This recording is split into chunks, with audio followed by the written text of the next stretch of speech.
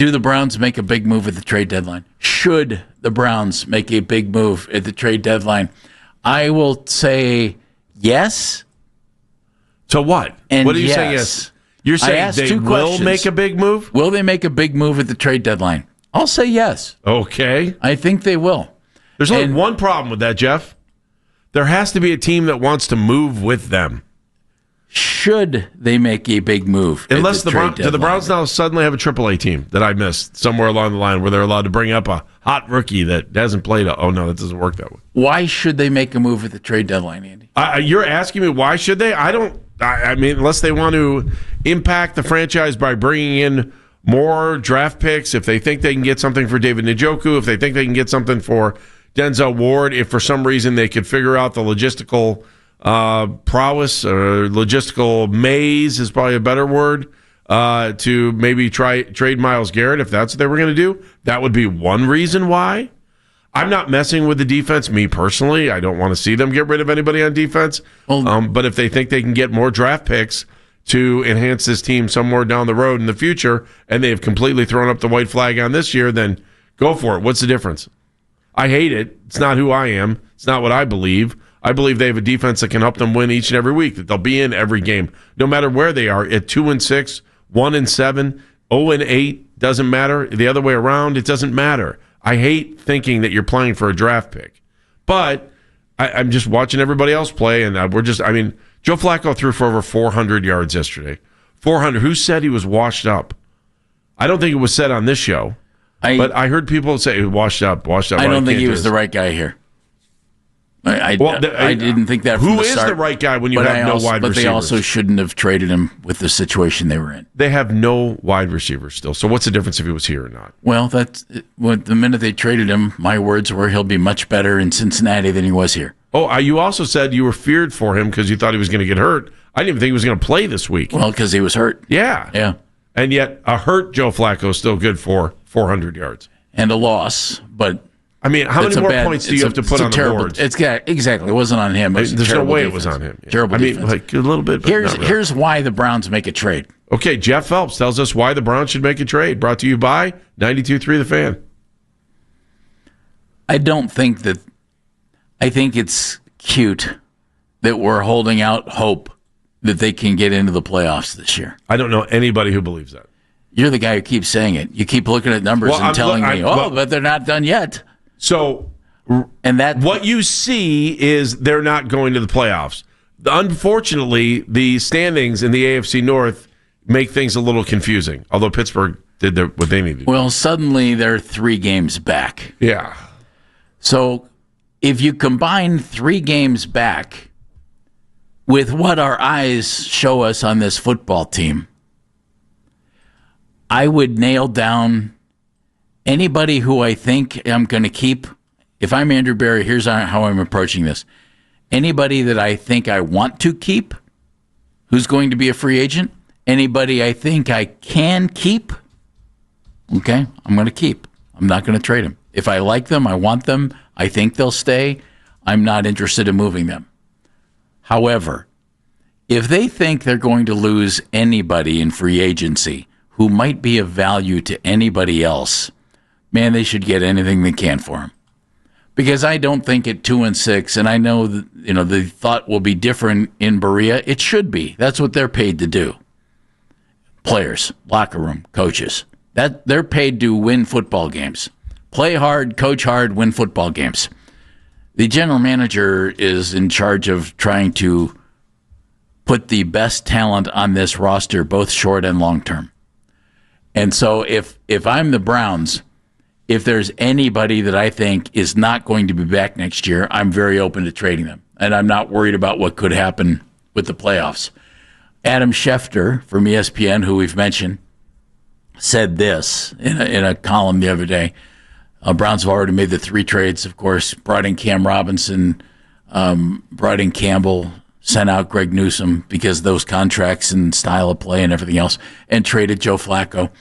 But he says most sources believe that the Browns will be aggressive in acquiring players before the deadline. Now, that's different than what I said. I agree with the idea of acquiring players for this reason. And they have a lot of draft choices next year.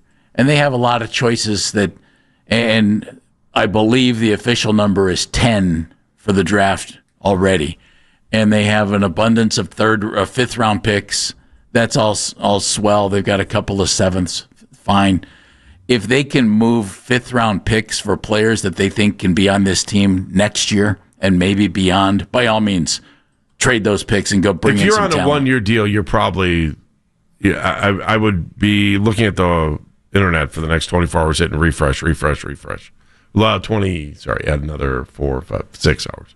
But I don't think that this season is worth trying to salvage. So let's say David Njoku, free agent at the end of the year. Do the Browns think they want to bring him back at the price tag it's going to cost? Do they think David would want to come back? Or do they think Harold Fannon's ready to take over? Well, if I'm the Browns, I'm going to make sure I know the answer. But take over what? You still need 2 tight ends. This team needs 2 tight ends. You'll go get another one. If you don't think Njoku's going to be back next year, why would you possibly keep him now? I don't know. I think if you ask me what players are most vulnerable in the next 24 hours, I would say Njoku 1. Like a guy like Alex Wright's contract is up. I don't think they're going to trade Denzel, but I wouldn't trade Denzel. He's under contract. He's here. He's good. Yeah, but I still think he is ripe for the taking. If somebody wants to overpay for him, and would second round pick be overpaying? Yes. Okay, so no, you know what? I don't think it would. Forgive me. It's tough. But see here, I would rather have Denzel Ward than a second round pick. I would too. See that's where Andrew Berry I think needs to be smart. Denzel's under contract. So why would I trade one of the best corners in the game for a second? I wouldn't. David's not under contract.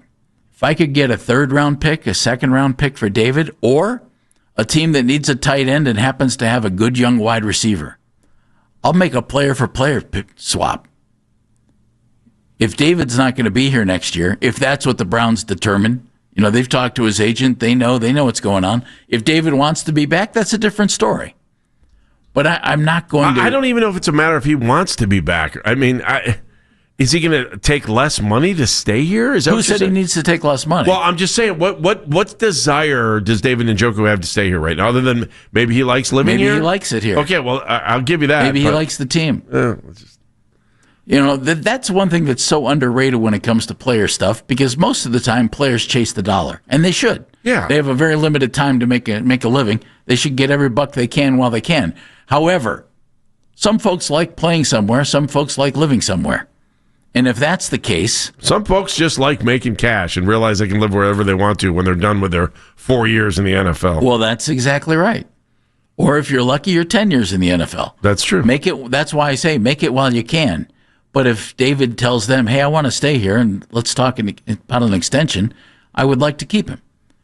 But I would too. I'm not giving up key players who are under contract for third, fourth round picks. I'm just not doing that.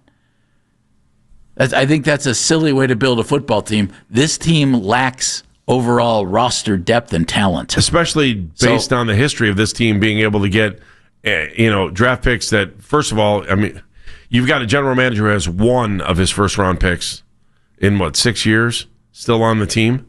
One, and he's the last guy picked.